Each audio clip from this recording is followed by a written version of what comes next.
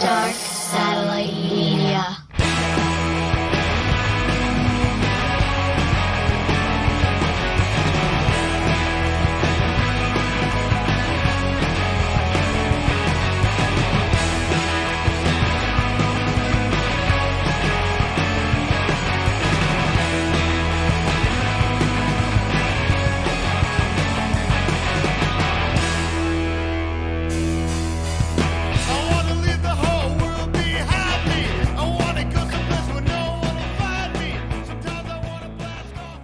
Hey, welcome to episode number 73 of Red River Podcast.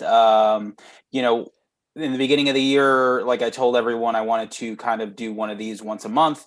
And the show is always like an idea of rolling of ideas. So every week I have an idea or someone else has an idea and we try to implement it. So I thought it'd be cool to not only invite people, but specific new podcasters. So our buddy Antonio Longo is in the house again. I think you've been on once, maybe, or twice. I don't remember. Yeah, when we did the records and movies of 1999. Okay. With Moana. Yeah, so I thought it'd be fun to basically have you on, and this is kind of like what we've been into this month. Regardless of year, it doesn't have to be 2021. And also, we could talk about your brand new podcast, which is called Fascination Street. What's that about? So it actually all started when you and I were talking about possibly doing an episode about The Cure for Red River. And I think we both realized it was like, a little too much, too big to try to jam into an episode. And I didn't want to kill Parker. Yeah. Man, I'm a super fan,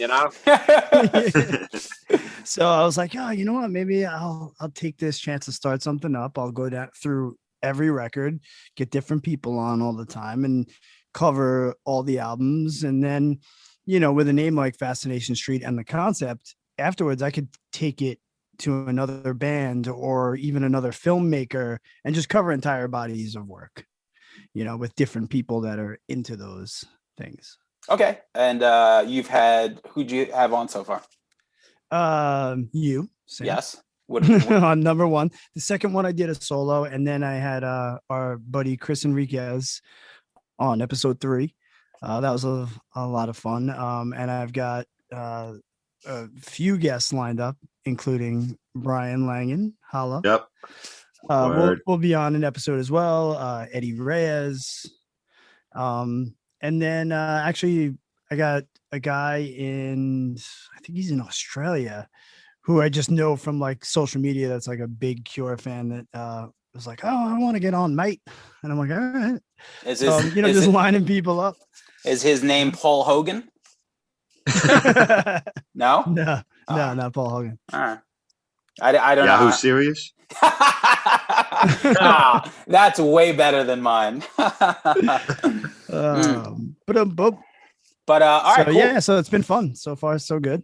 I've been working through the pandemic, so it's been hard to kind of line up timing with everyone. But, now that I've kind of got my setup situated with the computer and being able to do phone calls and everything, now it's gotten a little bit easier. So I'm starting to line things up. Cool. Well, I'm looking forward to it. Yeah, that's going to be a good one. I was like, I got to make sure I got plenty of recording time for a bunch of music nerds. So all right, so let's kick it off. Let's talk about this month and kind of like the shit that we wanted to talk about and what we've been into. So let's do our guests. Give me something that you've been listening to or watching or looking forward to this month. God, which one should I start with? You know what, I'll start with this. So listening to for me right now, it's kind of funny because hasn't as much been like full albums, because there hasn't been as much releasing going on. Yeah, a lot of people are dropping singles, not full albums, which is great. But there's been a lot of live streaming recently. So I know it's a little bit of a curveball, but in a span of under 7 days, I watched a live stream of Jimmy Eat World, the Get Up Kids, Dashboard Confessional, and Brian Fallon from the Gaslight Anthem. So they all were doing live streams. And what was cool is a lot of them were doing full albums. So Jimmy Eat World did 3, and this last one was Clarity, which was my number 1 record from 1999 from the episode that I was on, and which was great. Get Up Kids did Something to Write Home About, beginning to end on Valentine's Day. Dashboard Confessional did a bunch of songs, but he actually did it with a band. And what I found was awesome is he did all his songs different than they are on the record. So we're getting a lot of like musicians are like, oh, cool. Yeah, I can plug in and play you guys a set, but it's kind of not the same as if you're going live. So I have to give you a little bit something different. So they're doing like full albums or different versions of, and it's been the closest thing to obviously live music, and it's been fun. I think what's missing from music right now during the pandemic, which is different than movies and shows, is you hear new songs and then you can't go hear them live. So, you know what it's like. You hear a record, all right, this record's good, but you really have that romance with it after you've seen it live and it really hits you. Well, yeah. So for me personally. Yeah, for me, like the one record that I could think of last year that really kind of bummed me out that I can't watch is Idols. Idols being like such an amazing live band. Like when I listened to the last record, Ultramono, just the opening track, War, knowing what that band could do live, just the chaos that would have been. But yeah, man, the live streams are great. I watched the Get a Kids one. And it's for right now, it's cool. I'll take what we can get, and it sounded great. Yeah, because it's a record we've heard a million times, but now you're hearing it different because you got to hear it live. Yeah, cool. I mean, Clarity, I got to hear live when they did the 10-year anniversary of it at Terminal 5, but it was still really cool to sit down, like, with my son and my girl, and I'm like, all right, cool. You guys haven't heard these in entirety, and Elvis is singing along to them, and it was a lot of fun. So. Hey, is it more fun to do that or to like buy a hazmat suit and go to a show? I don't know. At this point, I think I would take a hazmat suit at a show. Okay. Because I miss them so fucking bad. I like the Flaming Lips bubbles, the air bubbles. That was awesome. So cool. I'm down with that idea. So it's $200 and you get the bubble, which holds 3 people. So that's do you get to keep the bubble? I imagine. I don't think that they're going to take bubble. I don't know. Maybe they have a deal. I don't know. But all right. So we're going to continue. Go. Yeah. It must get mad hot in the bubble. Right? I don't know. I mean, I could probably take up 2 spots. So, I don't know. I wouldn't mind having a bubble like during a Hatebreed show in the mosh pit, Parker, give me something that you've been watching or listening to. All right, so finally I went through all my streaming services and erased everything that I've seen tens of thousands of times, and I told myself, enough's enough. You've seen fucking Animal House, you've seen fucking Transylvania 65000, like cut the shit, like let's watch some new stuff. So I literally erased every streaming service, and I've only been adding stuff from 2019 on. So I'm very proud of myself. That's a step forward, 2019 on. So I know that it's 2 years old, but it's all new stuff that I haven't seen before. So I would like to have been in your head when you came to that conclusion that you were like, it was tough. It's like me saying I'm not going to eat cupcakes anymore. Like I'm just like, this is it. Yeah. I'm not going to do it anymore. Yeah. So the first thing that I started with was a TV series, and I was just like, all right, I've heard good things about this show. It's based off of a movie. I've never seen the movie, but supposedly you don't need to see the movie to understand the show. And the name of the show is called What We Do in the Shadows. So I went into this show. All that I knew was that it was a comedy and it was about vampires.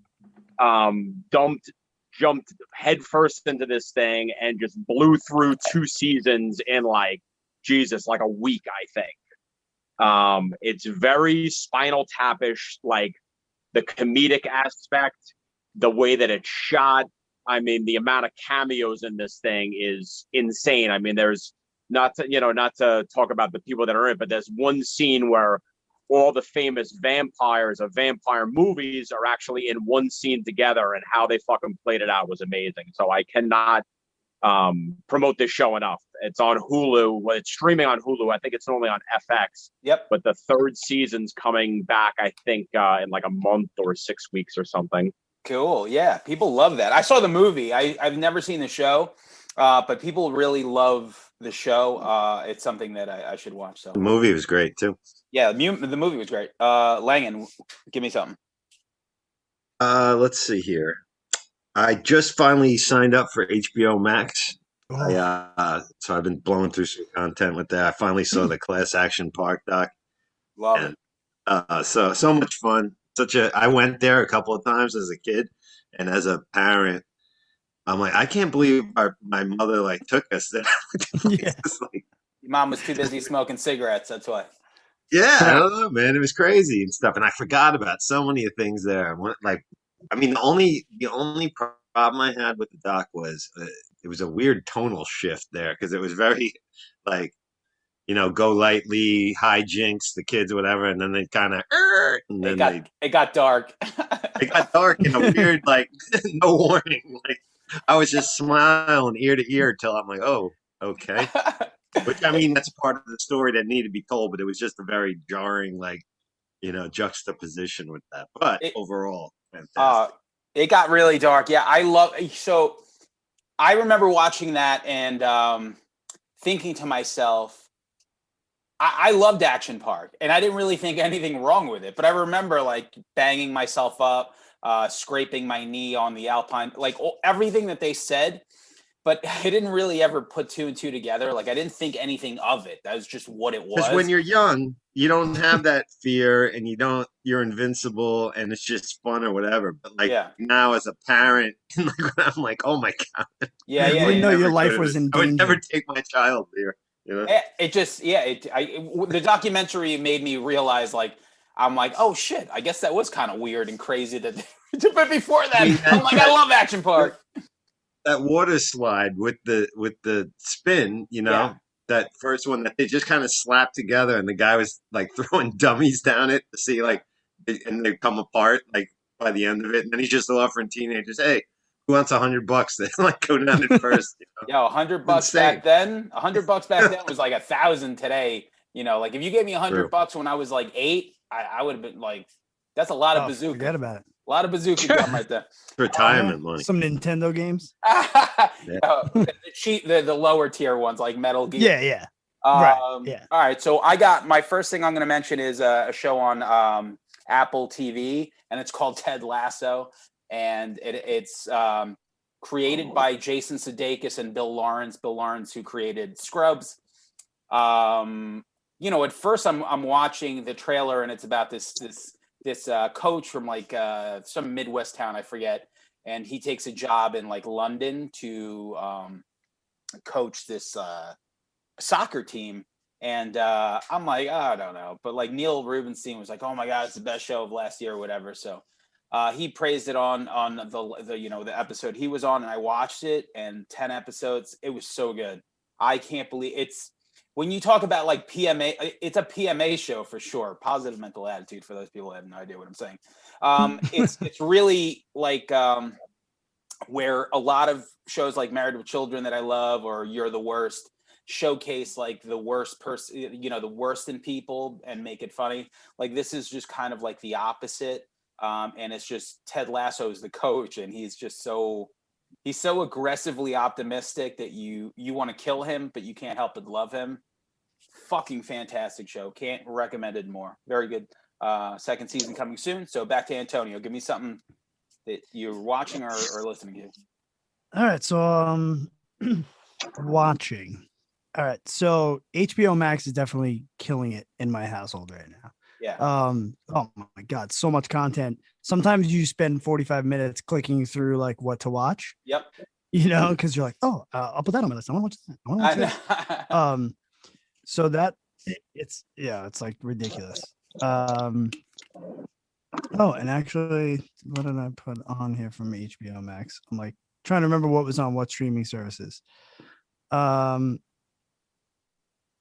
oh no, that's that. All right, so actually, I'm going to jump off of HBO Max. I just wanted to say that because I'm a jerk. But Gangs of London, Oh yeah, which I have is something that that I watched.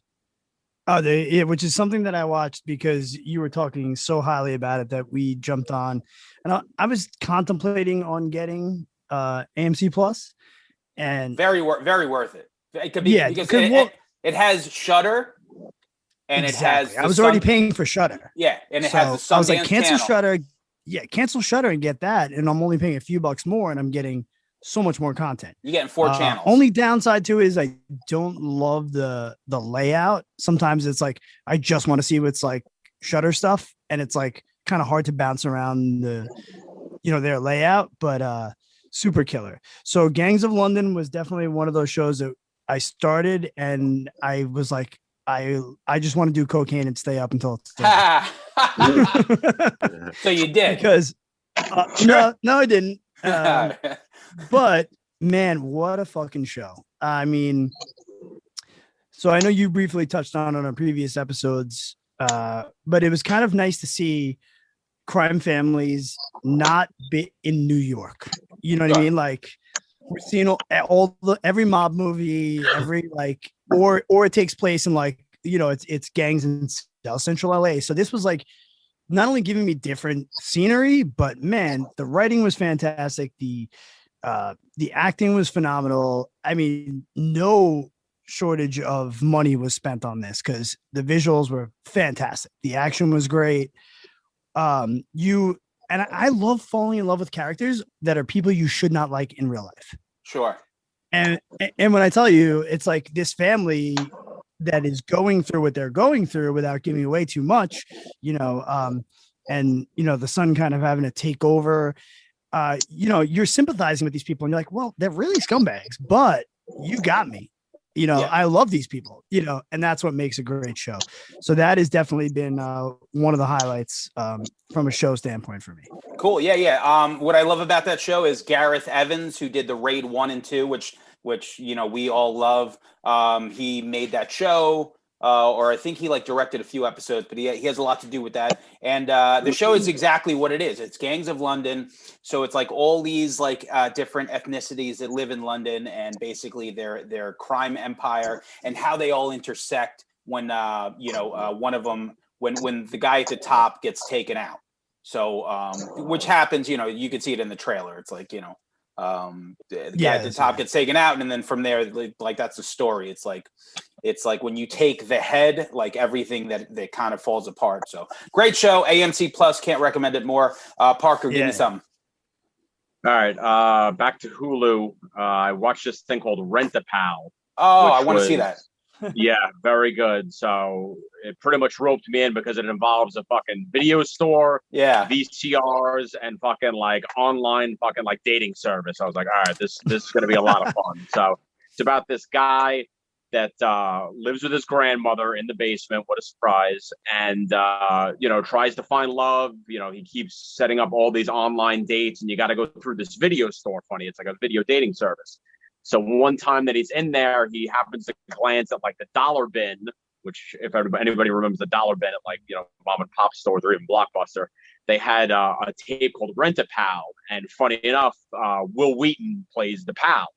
And it was one of those interactive things where he pops in the videotape and, hey, what's your name, buddy? How you doing? What are you doing? Where it kind of interacts. And the movie takes a very dark turn, which I'm not going to ruin it. But I want to see it. I want to see it. Definitely entertaining, definitely comical. But by the end of the movie, you're just like, holy fucking shit. So I definitely recommend that.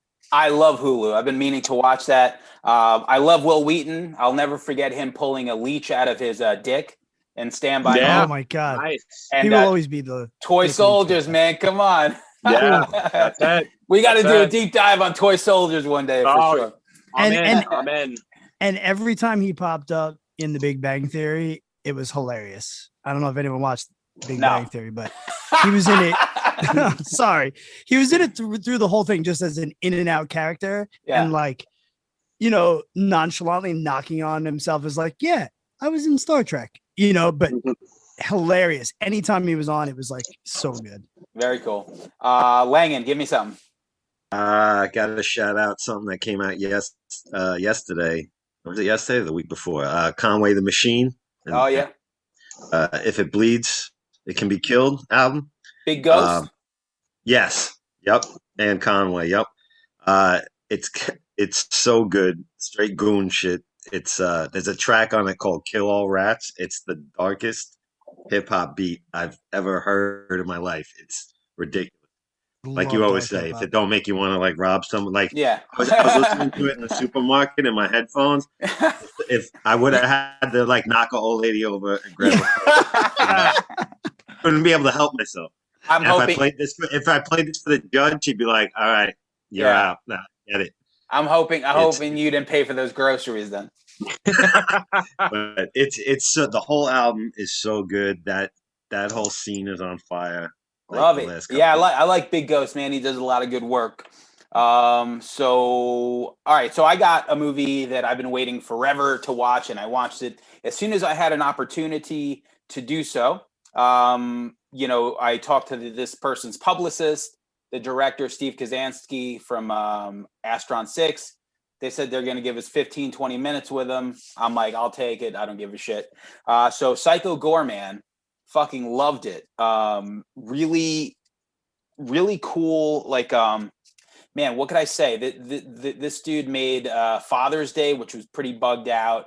The Void, which I think is one of the best horror movies of the last 10 years, 15 years. And this movie, Psycho Gore, man, these little kids like unearth this kind of like otherworldly creature, and they have this like little I forget, it's like a amulet type thing that controls him. So he wants to kill everyone, but he has to do the bidding of these like two kids, and it's a really fucking, if you know this guy's work, it's a pretty great. Just I don't know, it's fucking bugged out, man. It's really good. I can't recommend it more. Can't wait to talk to him. So Antonio, give me something. All right, so I'm gonna shoot up a movie. The Ultimate Playlist of Noise. This movie was, I think it was, I can't remember which streaming service. This is terrible. I think it's Hulu. So basically, it's another movie about someone who is going to be going deaf, but a little bit different in the aspect of like, basically he knows he's going to have a surgery on his brain that is going to leave him deaf. And he is like the kid in his high school that makes every like mixtape. And when people need a good song for like a date or a this or that, they go to him. Always got headphones on, super into music. And now he finds out that within like 2 weeks, he will be completely deaf. And basically he's like, there's all these things I haven't heard. And he goes on this insane road trip recording sounds to make a playlist of 50 sounds that are the ultimate sounds of noise.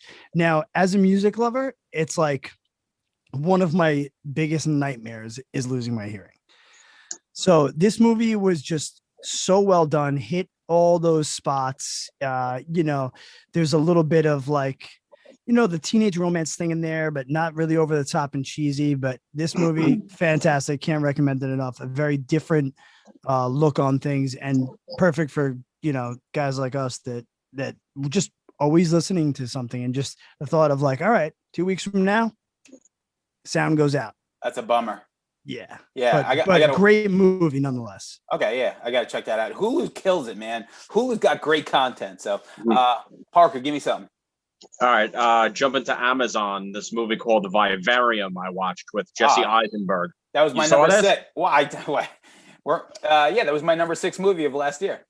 Was it? All right, there you go. Well, I'm trying to catch up over here. So wow, this fucking movie was crazy, man. So so it's about this married couple that they want to buy a home. They meet with a real estate agent. And pretty much the guy takes them into this neighborhood that's very, very Edward Scissorhands-ish. All the houses look the same, lawns and all that shit. And they go inside this house and they never leave. Now, I know you're probably saying that, like, how the fuck do they never leave? Well, they never leave. The real estate agent is gone. and all the houses look the same. So they try driving around to leave, and they run out of gas. And I'm gonna leave it at that. And they're stuck in the house. And what happens is the fucking craziest fucking story I've ever seen. Yeah. Did you watch that, Antonio? No, but I need to. I know it's so good. Langan, you didn't like it, right? Or did you? What was the name of it again? Vivarium. I didn't see it. No. Oh, okay, it's very good. It's it's great. It killed me not to put it in the top 5, but the 5 movies that I put in front of it deserve to be there, including ICU. So we're going to talk to director Adam Randall that directed. I finally watched that, by the way. I love that. Yeah. It was definitely a lot different than what I thought it was going to be going into it, which I always love. That's the fucking brilliant part. Like, you're watching a movie, and halfway through, you're like, yes, exactly, halfway through, and then they cut to it. I'm just like, holy shit. Yeah. Oh, fucking brilliant. So, all right, Lenny, give me something. Last night I watched the Patrice ONeill documentary. It aired on Comedy Central. Cool. It was the first time I've like watched actual television. Like, I knew something was coming on at 10, and I had to sit through the commercials and everything. Weird experience. That's so, it's so long.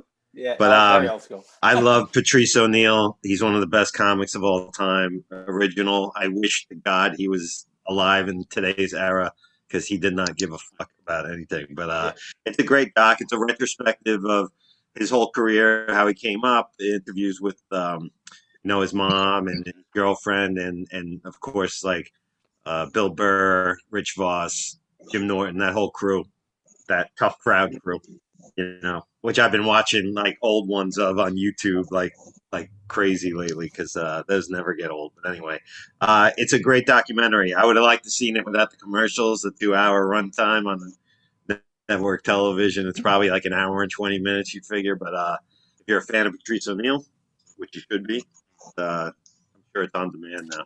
You are so spoiled. No commercials. Okay, cool. So I'm going to mention a band that I heard of thanks to Steve Andolfo. He sent it to me. The group is called the Obgms.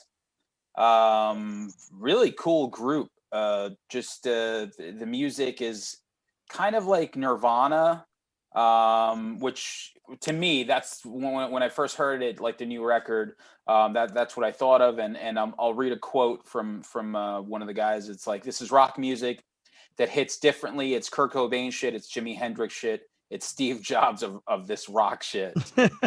Weird quote, but I love it, and it definitely has that Hendrix meets Nirvana vibe. So the OBGMs, and the new record is called The Ends. Really cool stuff. So sounds cool. Antonio, give me something. All right, I'm gonna bounce over to some documentaries. Well, I'll mention one. I've been on this like true crime doc thing that I'm going down that rabbit hole hard. So one that is on HBO Max. I watched The Murder on Middle Beach. Me and you're going to talk about this. Go ahead. Yeah. Right? Or, so I found this one. Yeah. I found this one. I loved it. I found it very different from a lot of aspects. So for one, without revealing too much, it's a murder in Connecticut, and the documentary is done by the son of the woman who was murdered. Now, he was 18 when it happened, and he started this documentary 3 years in. So, here's an aspiring young filmmaker who went through this and is trying to get answers and trying to figure things out about his mother's unsolved murder. And it's so different because now he's interviewing family members, and now he's coming from the standpoint of, it was my mother that was killed. So very different than other documentaries where here's just someone that's like, okay, this guy murdered 21 people in California, let's go through the story. No, here's a kid that's like, I don't know what happened to my mom, and half my family are suspects, and I have no answers. And it even down to like the cutaways, the filming of it, it was in a weird way beautiful. So I know you felt a little different on certain aspects of it, but I thought it was fantastic. No, I thought it was great. I thought it compelling story that you're basically making a documentary. You don't know what happened, and every single part of his family, like they're all kind of like you could all kind of maybe twist it into maybe they had something to do with it. Right. The only thing that I had an issue with was his dad was obviously doing some illegal shit business wise. He was doing some shit. Like, do I think he killed his fucking wife? Probably not. But even if that's the case, talk about the murder and not so much like the illegal, like you're basically living off your dad's money and all this shit and living the good life. And then you're kind of like trying to snake him by like posting this and like recording his conversation. And all right, but that's where I disagree, because he wasn't living off his dad's money. The money was cut off the second they were divorced, which is why the mom was trying to get money from him. So when the dad was like, oh, what I was doing illegally has nothing to do with you and your mom and all this, in a weird way, I'm like, it is, because you left his mom like with no money. She was trying to sue him for money. So, and his dad was playing it off all good. And I'm like, oh, he was like a deadbeat dad after the divorce. So that's where I'm like, dad's a dick. Dad's a dick for sure. Yeah. But I just didn't like the kind of like snitch aspect that the son had, that he was trying to like hang up his dad. Then again, I don't know their relationship. Maybe they're kind of like maybe they're strangers and he's just kind of like, hey, fuck you. But yeah, man. But then again, that's where the line is drawn between documentary filmmaker and son. And I think he was putting documentary film person and finding the answers first. Yeah. So I kind of respect that in a weird way. Either way, a really fascinating stuff. 4 episodes up on HBO Max. So Parker Langan, you have to watch that for sure. Not you, Parker, Langan. Yeah. Back onto Hulu, I watched this movie called Run, which was with Sarah Paulson, and this fucking chick is fucking crazy in this movie, man. It's about a teenager who's confined to a wheelchair, and it's got aspects of Misery and that show The Act in it. So I'm just going to leave it at that. It's about, an overbearing mother, a daughter who you're not sure if she's sick, if she isn't sick, but Sarah Paulson is just, I don't know if it's the fucking woman's eyes or what, but she's just fucking a complete psychopath in this movie. So it's called Run on Hulu. I liked it. Very much The Act, for sure. But the Act is based on a true story. So maybe this is like the more fiction version of it. Me personally, I thought it was good, but definitely watch The Act if you've never seen The Act, because that story is crazy. The mommy dead deer is shit. Like that shit just bananas. So Langan, give me something. Well, I've been pretty psyched the beginning of this year because Muggs has been active. DJ Muggs. That album he put out, Kilogram, with Al Divino, banging. And last week I think another track had debuted a couple of weeks ago, but in my new music feed, that new project he got where he goes by DJ Muggs, Black Goat or something like that. That's the instrumental stuff, right? I think it's like scored or something. I very much like this last track that just came out on Friday. It very much reminds me of like DJ Shadow introducing era. It's got live drums on it, like very melodic, not very involved, kind of psychedelic, even Sabbath-y reminded me of it. Like, I'm excited to hear what he does with that and whatever else he does this year, because usually when he's active, you can expect like 5 or 6 albums, it seems like. Yeah, it's amazing. It's his output. And a lot of it, he talked about just being off for so long because he felt like the streaming game wasn't up to par when he, he's like, I don't need to make music anymore. So he kind of sat in the back, and he said once Spotify and Apple Music and YouTube, once they started paying out a little bit more, and once he started figuring out how to make videos, he's like, all right, now the business is right. Let me get back in this. So that's why he does a lot of that DIY shit. He learned how to make the videos, make the clips, and he's making a lot of records with a lot of people. So, okay, so I'm going to mention something that I haven't seen this movie in a while, and it was up on HBO Max, and I figured why not? Freddy vs. Jason. I remember kind of hating. Oh, all right. I remember kind of hating From Autumn this to movie. Ashes, baby. I remember kind of hating this movie, and it's still not like something amazing. But watching it over again, I'm like, oh, this is kind of good. And there's like some scenes that really worked. The first part of it Great is nudity in that one. Yeah, like like the titties like are definitely no joke in this movie. No. But just one of the characters that really bothers me is Kelly Rowland. And I feel like a lot of times people just don't, especially back then, like if you were like this like young black chick, they gave you this totally shitty role where you're like, okay, I'm, like I'm going to say the dumb shit. And like, that's the only thing that made me cringe through the whole movie. It's like, God, you couldn't give her a fucking better normal role than, like the sassy, like fucking person who talks to Jason, like, but other than that, just, I don't know, HB, like, like you start going, sometimes I want to watch some new shit, but if it's late enough at night, like I want to watch something that I haven't seen in a while. Need something brainless. Yeah. So I just put it on. I'm like, yo, yeah, I found myself really liking it. So yeah. See, I have a personal relationship with that movie because my best friend being Scott Gross from Autumn to Ashes was on the soundtrack. And that was a big deal back then. Oh wow. So After Dinner Payback, the song After Dinner Payback is on that soundtrack.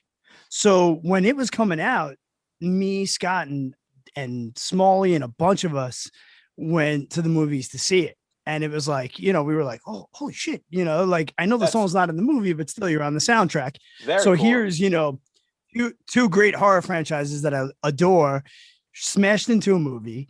My best friend is feeling proud as shit because he's on the soundtrack with a great song. So it's like, that movie always has like personal love to me, like outside of that. So I've always been a fan of that. Shout out to Scott Gross, man. Yeah. So give me something, Antonio. All right. So I'm going to give an album and a band. Now, this band I actually discovered during the pandemic. So it's a band I haven't seen live. So maybe that's a little bit easier for me to fall in love with a record and kind of discover a new band because there's not that aspect of it. But Spanish Love Songs. Oh, okay. Yeah, the album came out last year, Brave Faces Everyone. And the second I heard it, I think it, for some reason it came on Spotify after I was listening to Frank Turner when it like jumps to, things it thinks you'll like or based on it. And I was like, whoa, time out. And I had to, it was immediately click on it, go to the album, listen to it in full. And now it's been on rotation for me nonstop. Very different bands in, the singer is doing that sometimes talky, sometimes yelly, some melodies with beautiful, but yet sometimes chaotic music. It just has all those mixtures into it and I love it. Yeah. I like a lot of their stuff. I think the new record is better than the one before it. Cause like some of my friends were pushing that last record and, it was a lot of talky type shit. And I'm like, some of this stuff is cool, but I think they really nailed it on this last record. So yeah, I'm going to be honest. I didn't even dive back into the older stuff. Like occasionally if I'll put them on shuffle, I'll hear some of it. Yeah. But, I'm still really letting this album marinate for the last couple months. And it's just, fantastic. Yeah, it's love fun. Love it. Yeah. Fun songwriting. Parker, give me something. All right, I lied. This is from 2018, so I didn't go from 2019 forward. So, but this was still good. So this is from Prime, and it's called Possum. Oh yeah, I love the cover. Very weird. Yeah, very weird movie.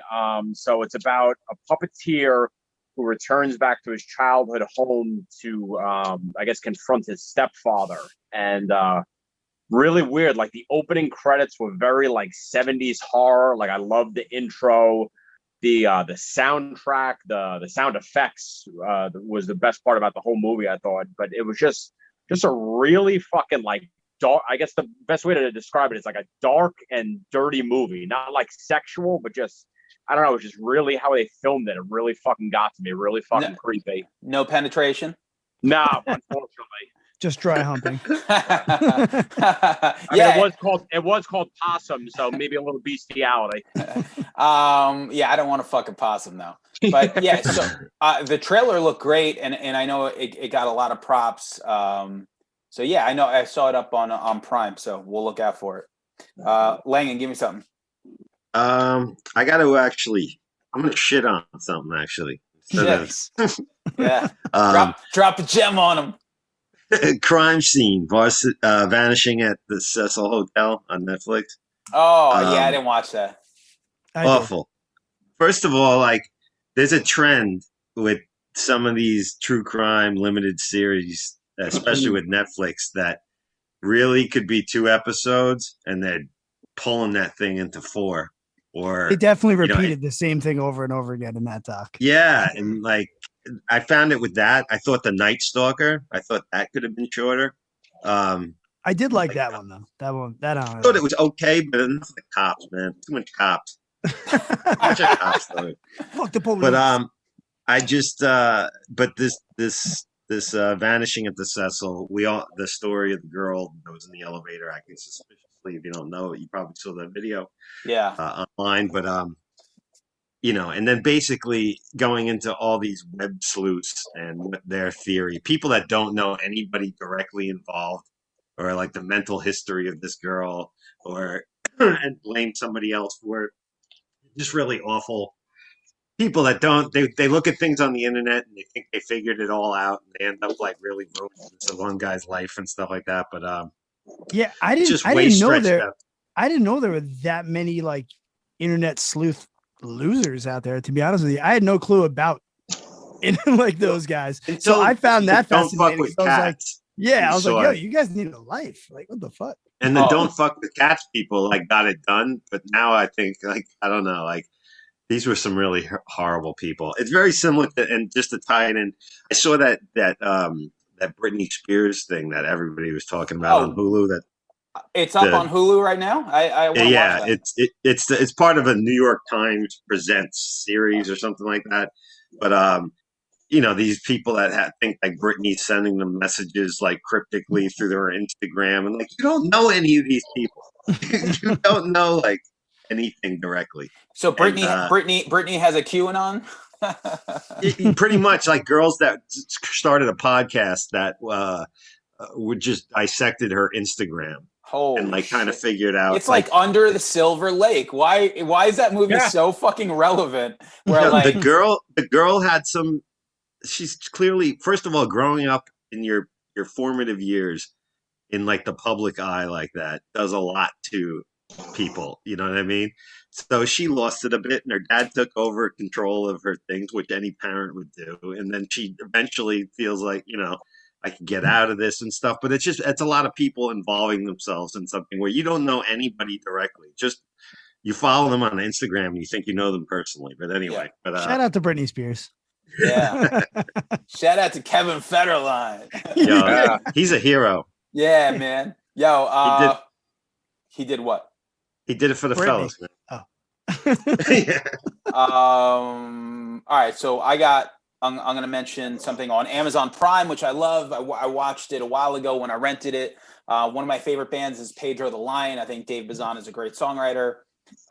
So their documentary is up on Amazon, and it's just, it shows like the end of Pedro the Lion and him kind of like deciding that he's going to just do a tour of people's living rooms and just do like it's like an intimate tour. And then from there, kind of just like the evolution of how logistically that's kind of a nightmare, financially. And then from there, just kind of getting the band probably back together. So great stuff, man. If you're a fan of music docs, even if you don't know Pedro the Lion or David Bazan as much, it's super fascinating to see something so DIY as far as like his touring goes. So yeah. All right, Antonio.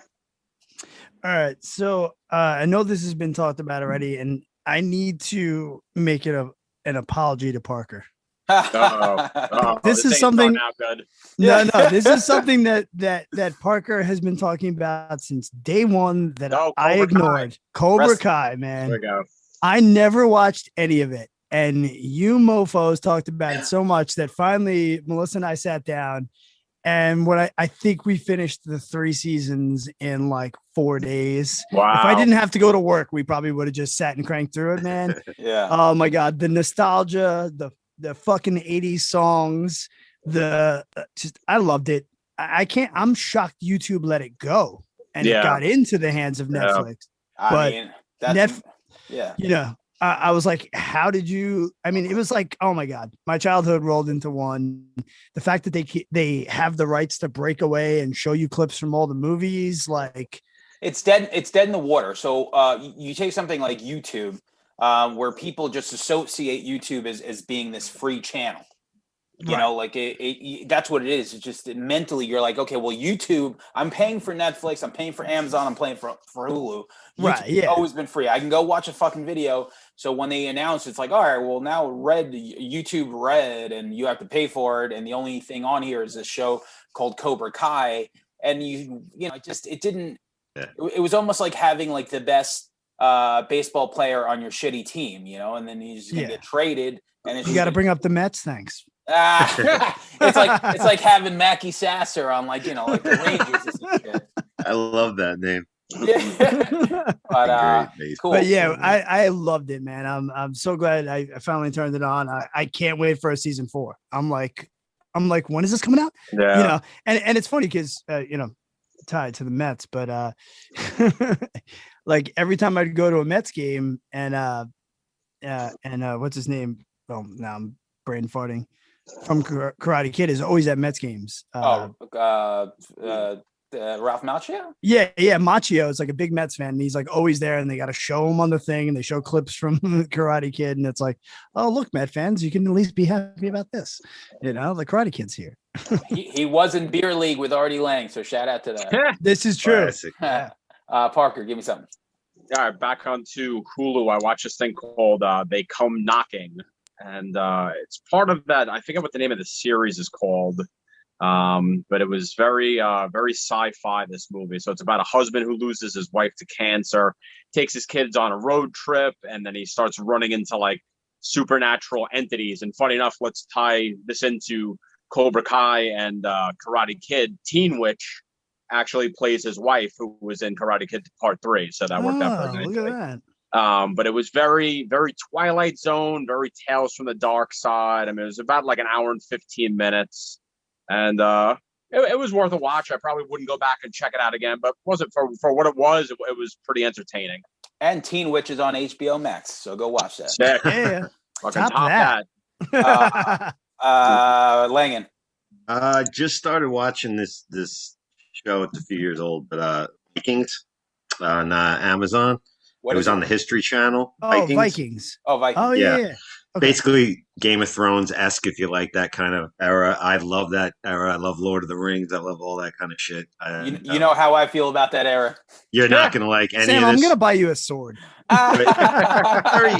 It's not a it's not like the most amazingly written show, but it's kind of like how Sons of Anarchy was for me. Oh, like, yeah. Sons of Anarchy was not a great show. It No. had a couple of good seasons. But it was fun. You're killing me because I love that show. Yeah, but it was fun fun, to watch. but like it fell apart a little bit. Like there was some ridiculous, like the fact that the IRA was dealing with like a motorcycle gang in like some weird part of California that had like visibly maybe 10 members at max. I don't know. Like, did you ever see any more than that? Yeah. But they had multiple charters. It's basically like Sons of Anarchy, but except swords and no guns, boats and no bikes.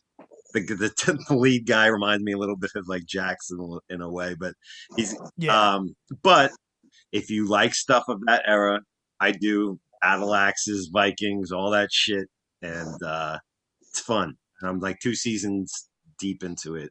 I think I got 4 more to go. And one of the most badass female characters like I've ever seen. Oh, she's great. I loved that show, but I kind of fell off of it at one point. I'm not gonna. Well, I mean, I guess no, I'm not gonna spoil anything for you, but I fell off of it.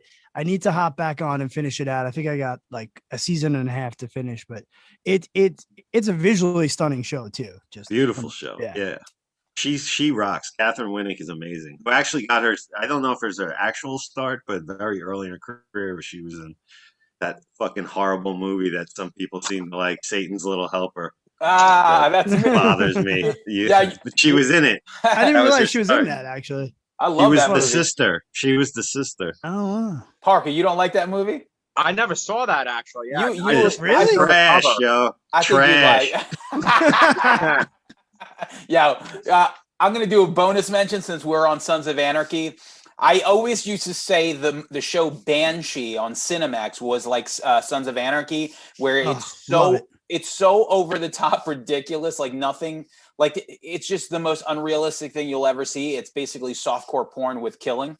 Yeah. And now These are soap operas for men. yeah, Like- and now that Tony Starr is such a big star with The Boys, HBO Max is airing Banshee starting February 23rd.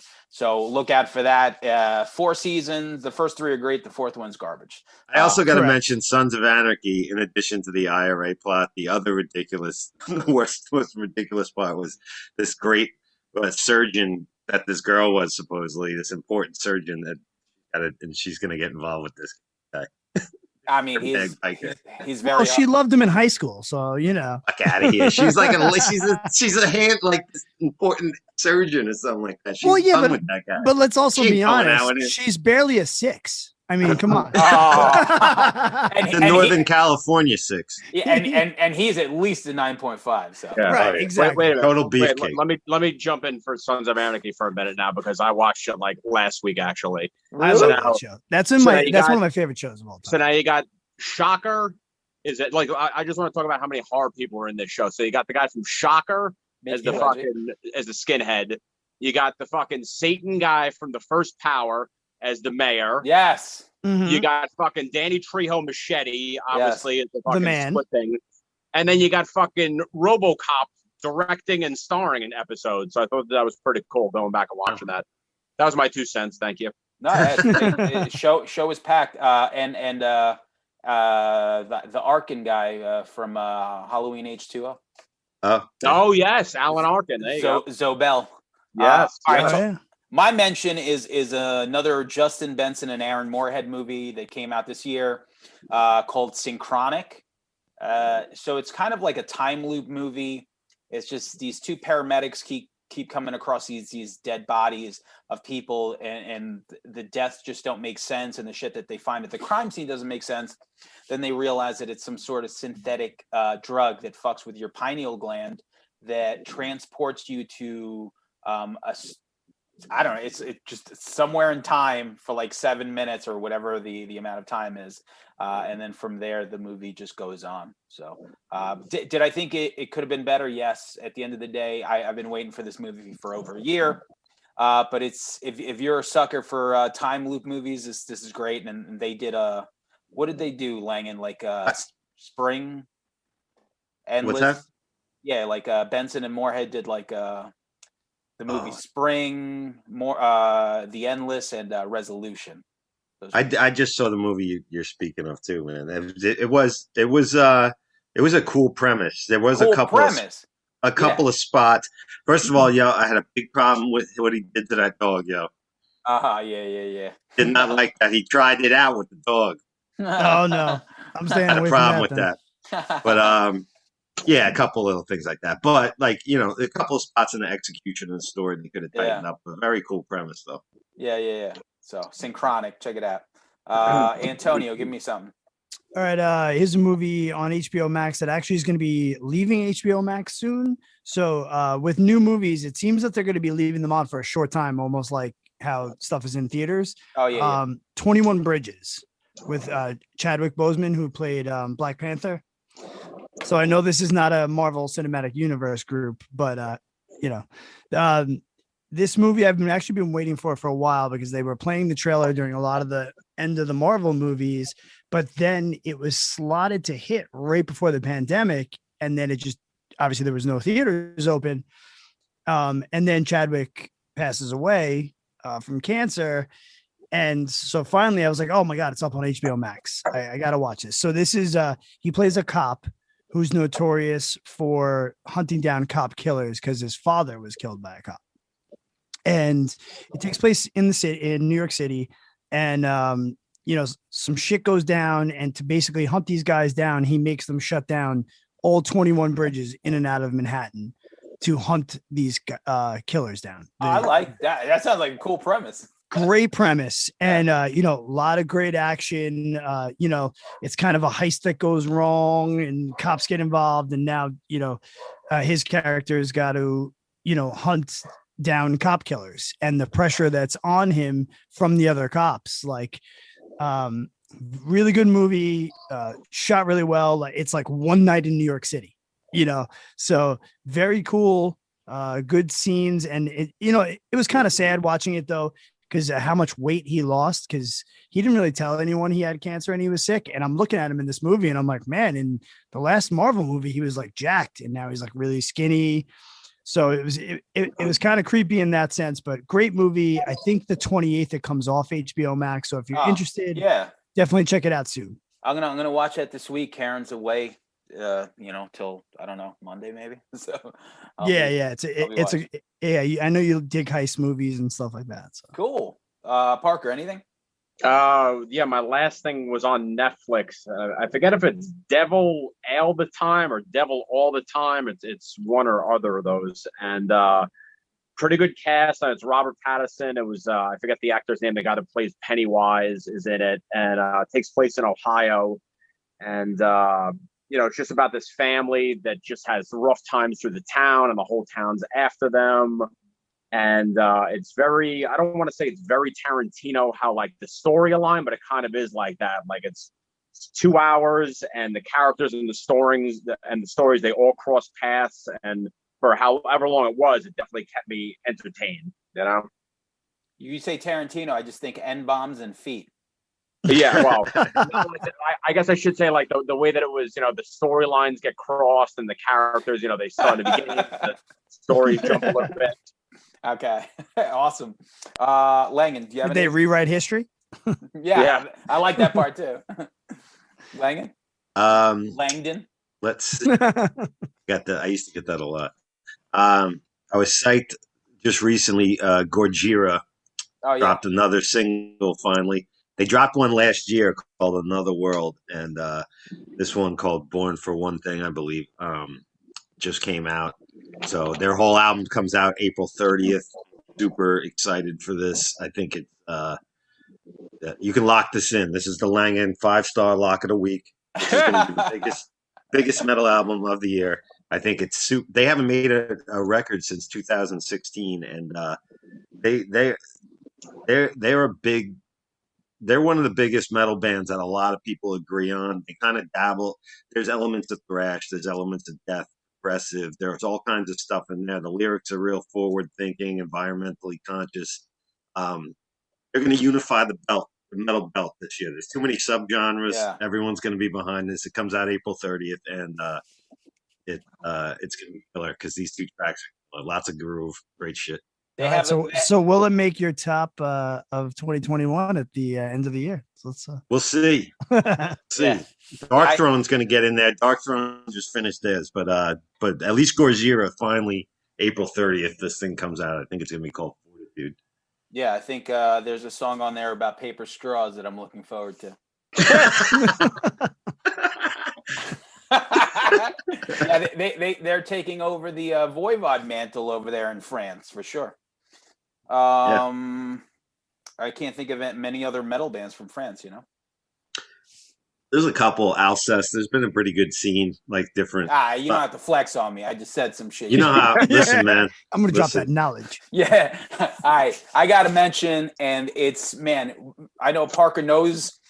Remember the movie Nightmares? We always talk about. Of course. Yeah. We were talking about it recently. Emilio Estevez gets trapped into the video game comes out.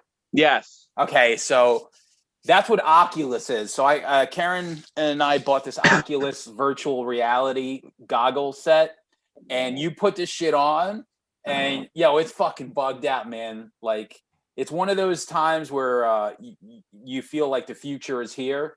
And it was like $350, nothing crazy, over at Best Buy. And it's just, did you try the Oculus, Antonio? I know you're Well, no, I mean, I'm not a big video game guy, but my son is begging to do chores to save money up for one because this is all about video games. Yeah.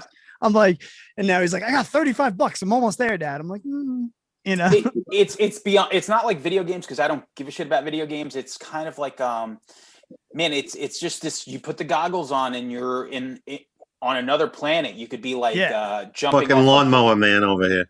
Yeah, Nice. Well, it's crazy. He told me, he's like, I want to get the job simulator. I'm like, you're 10. Trust me, at one point, you're not going to want to have a fucking job. They suck. I was like, you don't need a simulator for that. A job simulator? Yeah. What the hell is that? It's like a video game where you can not a video game. So it's apparently you put this thing on and you pick sit in a cubicle for 8 hours and like want to hang yourself. Yeah, exactly. I'm like, is there a janitor? You got to mop shit up at the bathroom in the mall, you know?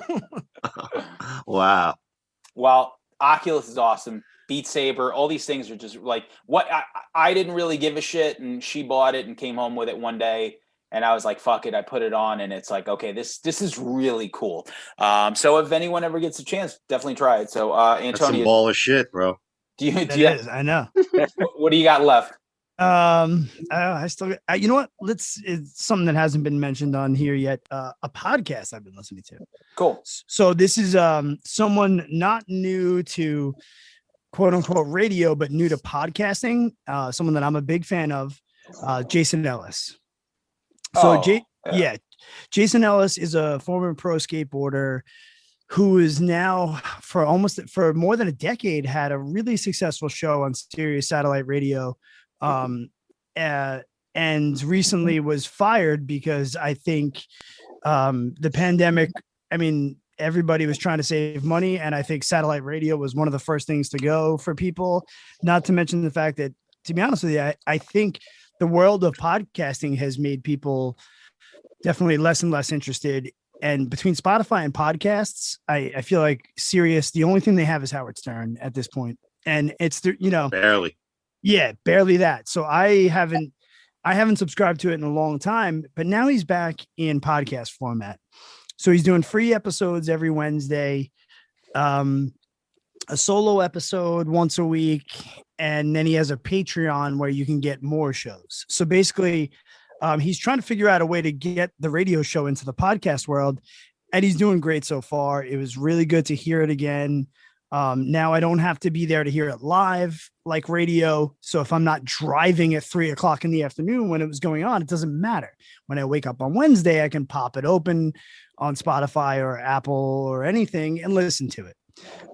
He's hilarious, former pro skateboarder, super into MMA. He also started another podcast called G'day MMA because he's from Australia. So that one just dropped. That's the guy that you're going to have on the show. Who? No, I wish it was Jason Ellis. That'd be amazing. Because I was a fan of him as a skateboarder, got in, in the late 90s, I fucking had pictures of him in skateboard magazines and shit. And he was, one of those big time ramp guys. And I was always jealous of those dudes because I was like, I don't know how to build a ramp. He was on the Stern show and let George Takei touch his dick.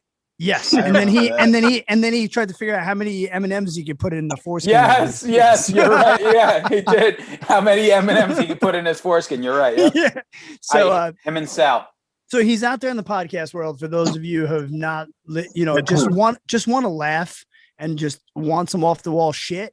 Definitely, Jason Ellis show is fantastic. Cool. All right, so I got a couple of things left. I know, Parker, you said you had nothing left. Movie wise, I mean, I got a couple music things, but I don't know if we're doing this later. Yeah, or what. drop some music. Oh no, yeah, we're yeah. All right. Is that your release radar thing? Yeah. So do the release radar. Tell me what's on your release radar. Okay. So I took a couple chances with a couple, softer bands, stuff like that you and Antonio probably would dig. Pussies. Just because the shit that I listen to. So, yeah. So the first band that I checked out was this band called Fabric Bear. I don't know if either of you guys have ever. I don't know. I know nothing about this. All that I know is that they're from Scotland. This band. They've been together since 2018, and the single that I listened to and really enjoyed was called "All I Want" by this band Fabric Bear. I can't really describe what they sound like, if you're a fan of this, you'll like that. Just it's totally out of my realm, but I dug it. It was catchy. It was definitely poppy, stuff like that. Another band, never heard of, totally out of my genre, but I dug it. I think they're called, I'm probably going to pronounce it wrong. They're called Chappaqua Wrestling, I think they're called. Chappaqua Wrestling. They're from England. Been together since 2017, and the song was called The Rift. Same thing. I couldn't tell you what the hell they sound like. If you're a fan of, dug it.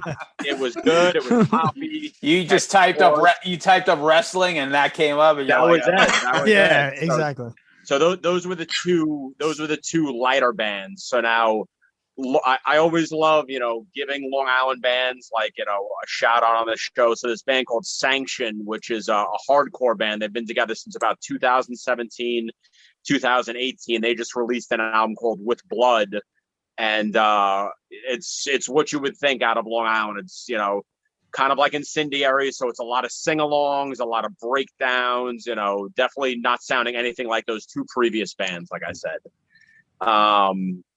After that was this band called Wolf King, who's fucking heavy as hell. I actually got to see them live. They're from California. They played at Vitus, though. I saw it was them, this band Conjurer, and this band Rivers of Nile. So it was like the trifecta of fucking metal at that show. So they actually just released, they're kind of like releasing like a single a week on Spotify. So that's they cool. Released Holy Serpent, good. Sanctuary, and Wandering Soul. Those are the three that they released. After that, I checked out this band called Firstborn, which is the old drummer of Lamb of God's new band, because I had heard that he was going to start doing something new. And funny enough, it's him and the fucking singer of White Lion. That's who's in this band. Really? Mike Tramp? What the guy's name is James Lomenzo. That's like the bass player. Okay. Yeah. Well, I guess he was in Megadeth for a minute. Yeah, I guess he's singing for this band. And and Mike Tramp, that would have been hilarious. That would have been like Mike Tramp. I need to hear that like now. Yeah, and it's very progressive, like you would think, I guess coming from the White Lion camp, but you can tell the dude from Lamb of God's on drums because he's got such a specific style, the way that they record his drums, like how triggered the kick drums are. He's got a very specific snare in China. Then I checked out this band called A Dark Halo. Same thing, heavy band, but I had never heard them before. They're from Texas, and they're labeled as progressive cyber metal, whichever the fuck that means. I would think of Fear Factory, honestly, if you said that to me, but these guys really don't sound like Fear Factory, but I checked them out. And then lastly was this band called, I guess, Evil, you pronounce them. And they were definitely more of the thrash realm. They're from England, and definitely Bounded by Blood, Warbringer, stuff like that. Vocals were very Meshuggah driven, stuff like that. All right. Well, all right. That sounds great. It is. That's your release radar. Cool. Langan, what do you have? Real quick for release radar. Mogwai, as Love Continues, they just put out an album. I don't know if you're familiar with Mogwai, but it's more the same. A lot of instrumentals. Yep. Really building up 7-minute epic kind of instrumental songs, and it's real good stuff. I want to shout out Steven Wilson, the singer of Porcupine Tree. He put out a record this year, the Future Bite, I believe. The song on it called Personal Shopper. That's really outstanding. Different for him, a little more electronic, but worth a listen. Nervosa, a girl thrash band from Brazil, I believe they are. Trio. Yes. Trio, yep, all girl thrash. They put out an album, Perpetual Chaos, which is an absolute ripper. There's as far as synthwave goes, my favorite release of the year, a band called Kick Puncher. The album's called Live, Die, Repeat. Very science fiction sound like good synthwave to me sounds like a soundtrack to a movie from the 80s that doesn't exist, but I wish did. Yeah. Like if that makes any sense. But that's one of my favorite. And then the last one I wanted to mention, I can't mention because I can't pronounce it. You know me. I like bands from other countries with stuff I can't pronounce. I cannot pronounce this band's name. I'm going to post it in group. The song is called Universum. It's a band from Sweden. It's kind of like a psychedelic stoner rock fuzz, kind of Melvin-y, a lot of like that Scandinavian rock sound, like Kevrotek and stuff like that. So I'm going to post that in the group. But Yeah. those are some of my highlights. Cool. Yeah. So I'll do the same thing. I'll go through my some of my favorite release radar tracks. The Hold Steady put out a record. You know, I've been digging that. You know, I'm always listening to what they put out. ASAP Rocky has a couple of things that he released this year. One of them being on the Judas and the Messiah soundtrack. I love that. The band Citizen is putting out a record. Yes. I love that band, right? So Yeah, they're so putting good. out a record. It's either this year or next year. So they've been dropping some singles. For the first couple of Kings of Leon songs from the new record have been fucking great. I know that band sometimes gets a little shit for the direction that they took after their first few records, but this sounds like some old school Kings of Leon. There's some Cloud Nothings new music coming out. There's a new band that Derek Sessions put me onto that I never heard before called Teenage Wrist. That's, you know, Teenage Wrist with a W-R-I-S-T, like wrist. Manchester Orchestra put out some stuff, so I guess their new record's coming. And lastly, I want to mention Phife Dawg has a record coming out, and the single has, you know, it's called Nutshell Part 2. It's Busta, Redman, and maybe MOP if I remember correctly. Banging that track. That track is so fucking good, man. Good. Yeah, so far this year, that's definitely, those are the highlights for me. And not as many releases like Antonio mentioned. Oh, and Yeah, there's some. what I really like is the Frank Turner did a song with a band called the Lottery Winners. The song's called Start Again. They released a video. Man, fucking super catchy. So good. Listen to that shit. So do you want to dive into anything that you had in your Spotify release radar, Antonio? So just a couple things from the music standpoint is I know I mentioned it to you, the new Weezer. Yeah. Which is kind of definitely different, backed by an orchestra called OK Human. Yep. Now I'm a guy who lives and dies by the first two Weezer records and then talked tons of shit about them afterwards. And then kind of came back maybe 3 years or so ago when I saw them at Jones Beach with the Pixies. So good. That was a great show. It was a great show. Yeah. And that was the moment where I looked at River Phoenix and I said, this guy officially loves playing music again. And it's not a business to him. And I was like, okay. And then some of the newer stuff, I've accepted it for face value and I've stopped wanting it to be Pinkerton or the Blue Album and liked it. There's still a lot of stuff in between that I'm not crazy about.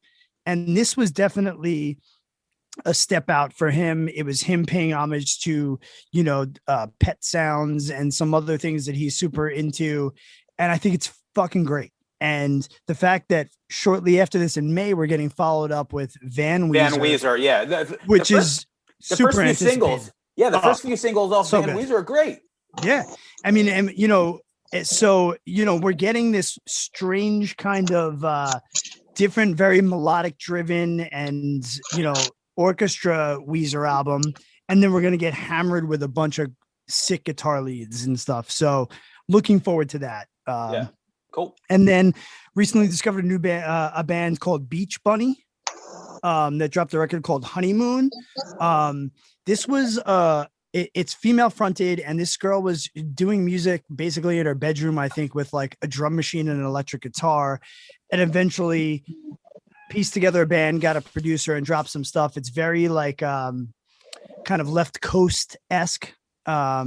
If I could compare it to anything, I'm super picky when it comes to female driven stuff. And I think that's because I spent so many years in Scarab and One True Thing with Melanie that I'm like, you know, I'm always making these strange comparisons, but it's fantastic. I can't wait till it's the summer and I can crank it up because it's like fun, poppy, kind of summer-esque music. And that's like super big. And I also want to shout out two guys from my favorite Long Island band of all time, Inside, have a new band called Walkout. Oh, yeah. Yeah. So Vinny is now living in Ireland, Vinny Corrigan, and Tom from Inside, who's also in Malamo's current band, Star Harbor, have gotten together and released a few singles as of late. And it is really good, super catchy, well written. There's some female vocals, there's keyboards, there's a little bit of almost an 80s electronic feel to it. And it's just, I'm so glad to see Vinny doing music again and kind of collabing with Tom. So that's, always going to hit home for me. So definitely check that out. It's definitely not something that's going to be on anyone's, radar unless you're a Long Island guy or follow these guys personally. So definitely check it out. It's really, really good. So from a music standpoint, that's kind of all I got. Cool. There's a lot of movies I'm looking forward to coming out soon. Yeah, let me get to the. So there's two things that I'm just going to mention. Langan, do you have anything left? That's it. Okay, yeah. So real quick, before we get to Antonio to finish up here, Lady in the Dale on HBO Max, 4 episodes of a story that I didn't know much about. Wow, you want to talk about docuseries that just has layers upon layers. It's on my watch list. Yeah. Oh my God. I'm looking forward to it. What a story. The Duplass brothers made this documentary, and they did just such a great job on it. I can't recommend it more. The Lady in the Dale. Looking forward to another 6ix9ine docuseries from the makers of Mikes and Men. So that comes out February 21st on Showtime. Tomorrow, I guess. And and The Head. I've been watching The Head on HBO Max, which is kind of like I'm 2 episodes in, and it's just Antarctica isolation. This crew of people that are just scientists, like somewhere in the middle of nowhere, and think of it's really like The Thing. So there's 10 of them. 6 months later, after I guess it's like a different shift comes in, they find 9 dead bodies and 1 survivor, and they're trying to figure out what happened. And it's fucking really good so far. So I got one last thing to mention, but I'm going to go to Antonio. Just mention what you were going to mention last. Lastly, I feel like I have to mention it because it's been talked about in the group and it's kind of a big topic movie wise. I really enjoyed The Little Things. Definitely a different aspect of a movie. I know a lot of people were shitting on it, but I think it was a little bit more about kind of the cops than the killer, and I really enjoyed it.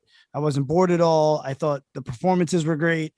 At one point, you got Jared Leto, Denzel, like they're all in a room together acting, and it was just, I don't know. I thought it was beautiful. I thought it was brilliant in that aspect of things.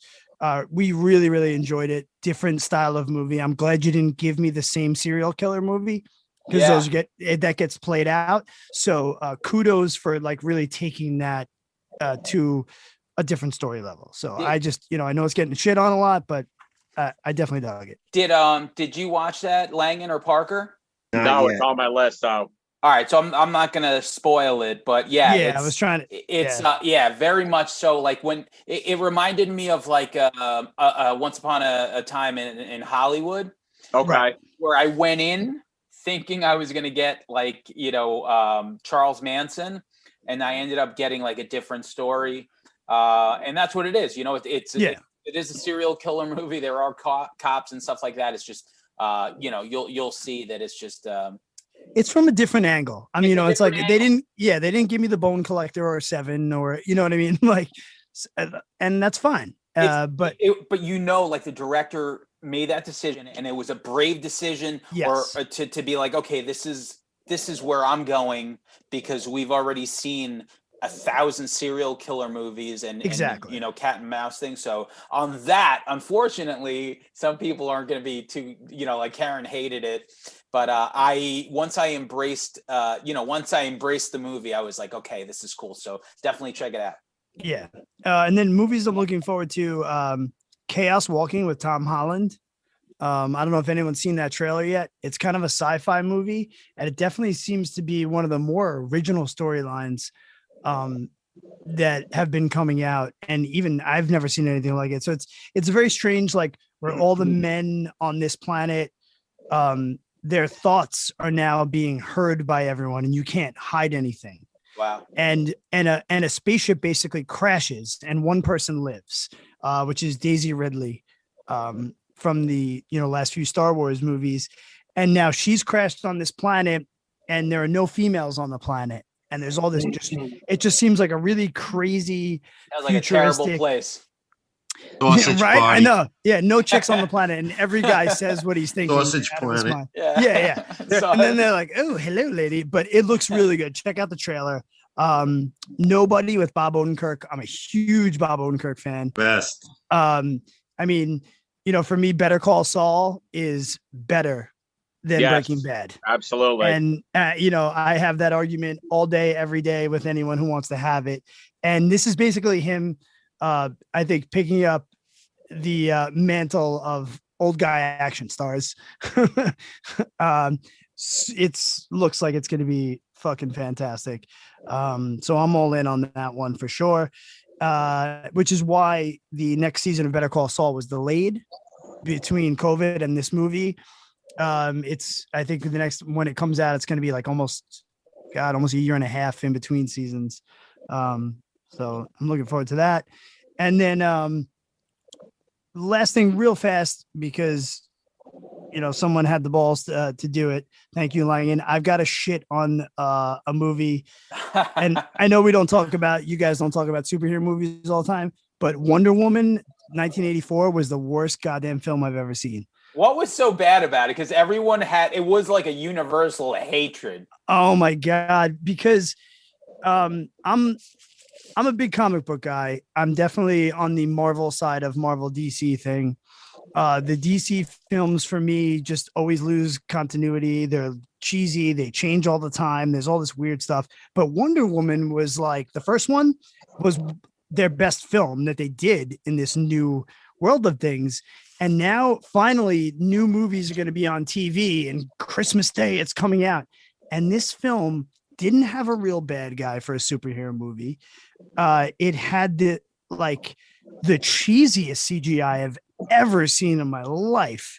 I mean, it was just weird ass lip service, but I don't know who they were trying to seduce with those lips. It was just 2.5 hours of what the fuck.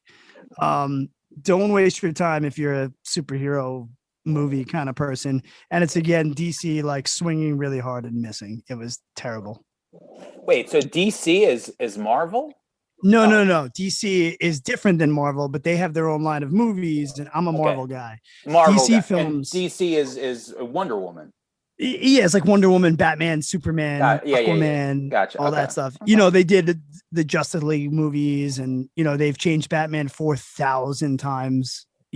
I feel like Gal Gadot is having she was having a very bad year last year from her singing the Beatles to this movie. Right. They got universally panned, but at the end of the day, she's still very attractive. So good for her. Yes, she is, and she she was the best part of the movie, but it still wasn't enough to hold it up because there was no boobs. She'll have a franchise for sure. So very last thing in closing that I want to mention, just because I really thought it was the most ridiculous thing ever. I just want to talk about Phoebe Bridgers smashing the guitar. Oh, yeah. Why was everyone so angry at that? I don't know. Well, half the people don't know who she is. So I think they were like, let's shit on this weird musician girl that's on SNL. Yeah. Did you watch it, Langan and Parker? No. I saw the clip that was floating around. I don't get, why people are upset. I didn't know that people were gatekeeping guitar smashing. Like, well, apparently, okay. So this is what Melissa told me that I was unaware of. Is apparently, aside from the guitar, the gear she was hitting belongs to Saturday Night Live. It's not their gear. Yeah.